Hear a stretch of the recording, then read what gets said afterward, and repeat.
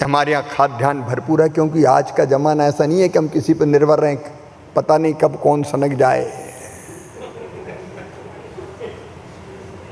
और इसलिए आत्मनिर्भरता जरूरी है। तो एक, खाद्य सुरक्षा सुनिश्चित करना, दूसरा पोषक तत्व भी चाहिए आहार में। हमारे पूर्वजों ने कहा है क्या कैसा खाना चाहिए, तो कहा हितभुक मितभुक ऋतुभुक।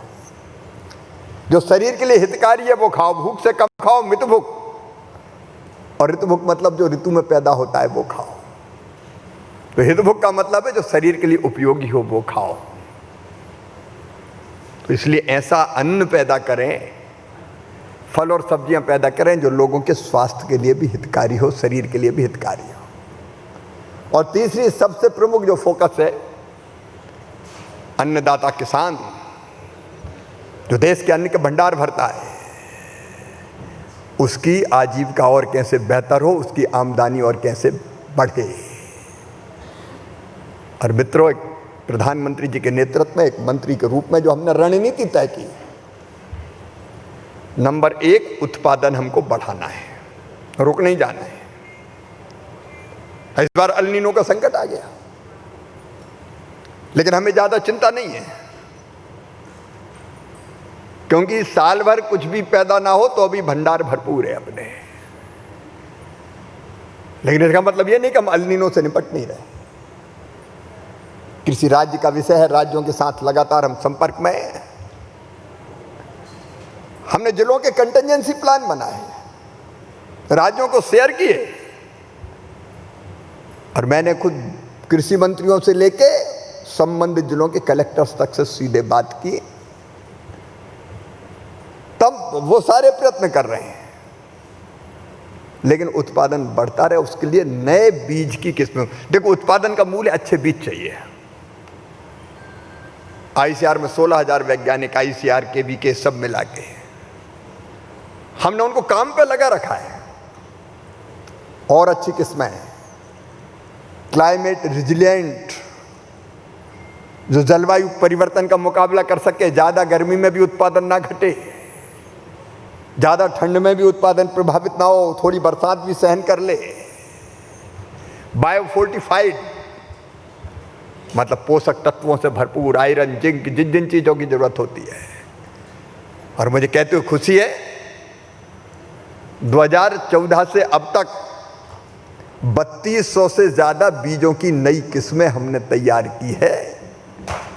3200 से ज्यादा नई किस्में, अलग अलग एग्रो क्लाइमेटिक कंडीशंस में अलग अलग बीज चाहिए। एक बीज जो जम्मू कश्मीर में उपयोगी है वो तमिलनाडु में नहीं हो सकता, मणिपुर, मिजोरम, त्रिपुरा, नागालैंड में जो बीज उपयुक्त है वो गुजरात और महाराष्ट्र में नहीं हो सकता।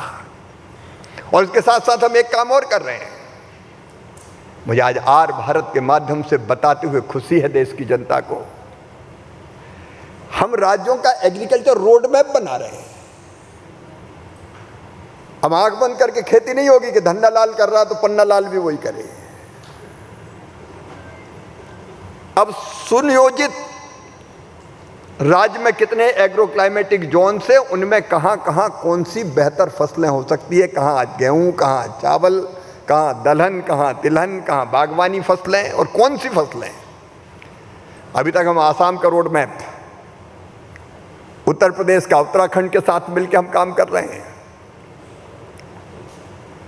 अलग अलग राज्यों के कृषि रोड मैप बना के उनको भेंट कर रहे हैं, उनके साथ मीटिंग करते हैं राज्यों के साथ, क्योंकि धरती पर तो राज्य को करना है खेती। लेकिन हमारे वैज्ञानिक सन्नद्ध है कि ये तरीका खेती का है, ये किस्म है, ये कृषि पद्धति है, तो उससे भी उत्पादन और बढ़ेगा, बेहतर उत्पादन होगा। हमने एक चीज और तय की है, अभी तक वैज्ञानिक रिसर्च करते थे तो पेपर लिखने के लिए भी रिसर्च हो जाते थे। मैं वैज्ञानिकों का बहुत आदर करता हूं, लेकिन रिसर्च जो मन में आई तय कर दिया, आईसीआर ने यहां बैठ के तय हो गए। हमने विकसित कृषि संकल्प अभियान चलाया और तय किया कि लैब का ज्ञान सीधे लैंड तक जाना चाहिए, लैब टू लैंड। वैज्ञानिक सीधे किसान के खेत में जाएं। और हमने वैज्ञानिकों की टीम बनाई, पिछले साल 2100 टीम बनाई थी। और एक एक टीम एक दिन में 2 गांव या 3 गांव जाएगी और वहां किसानों के साथ बैठ के संवाद करेगी। जो धरती पे काम करने वाला किसान, अगर उसको रिसर्च के बारे में पता ही नहीं होगा ठीक से, तो कैसे काम चलेगा। तो लैब से लैंड को जोड़ा, और उस समय जो किसानों की जो डिमांड थी, उनने हमें ये कहा कि हमारी दिक्कतें कहां कहां हैं। उन्होंने कहा कि फलों की सेल्फ लाइफ बढ़ना चाहिए साहब, लीची 3 दिन में बिहार में खराब हो जाती है। आम हमको भेजना है, सब अभी सिंगापुर गया, बैगनपल्ली आम, पहले हवाई जहाज से जाते थे तो 3 गुना ज़्यादा किराया लगता था, अब पानी के जहाज से जाते हैं तो 30% में ही किराए में पहुंच जाते हैं। ये क्यों हुआ? सेल्फ लाइफ बढ़ाने। तो हमने अभियान चलाया कि सेल्फ लाइफ बढ़े। किसानों ने हमें कहा, उत्तर प्रदेश के किसानों ने कहा कि जो एक वैरायटी है गन्ने की 238, उसमें रेड रोड करके बीमारी लग गई, उत्पादन घट गया, इसका उपाय करें वैज्ञानिक। कपास बीटी काटन में आ गया गुलाबी सुंडी, पिंक बालवर्म, अब किसान को उसका समाधान चाहिए। ऐसे 500 मामले निकले जिनमें किसान को जरूरत थी रिसर्च की। हमने वैज्ञानिकों से कहा और कोई रिसर्च नहीं चलेगा, जो किसान चाहते हैं कि हमारी समस्या का समाधान हो, रिसर्च केवल उसी विषय पर होगा। 52 टीम्स हमने बना दी वैज्ञानिकों और कहा इस पे रिसर्च करके दो। अगर दाल कम बो रहे हैं तो क्यों? इसलिए कि उत्पादन कम है दलहन का। तो गेहूं का उत्पादन बढ़ गया, चावल का बढ़ गया, कई देशों में दालों का उत्पादन हमसे ज्यादा है। वैज्ञानिक लगे दालों का उत्पादन कैसे बढ़े। हमारे वैज्ञानिक अब उस काम में जुटे हैं, नई नई वैरायटी आ रही है। ये सब उत्पादन बढ़ाने के हमारे प्रयास हैं। दूसरी हमारी कोशिश उत्पादन की लागत घटे,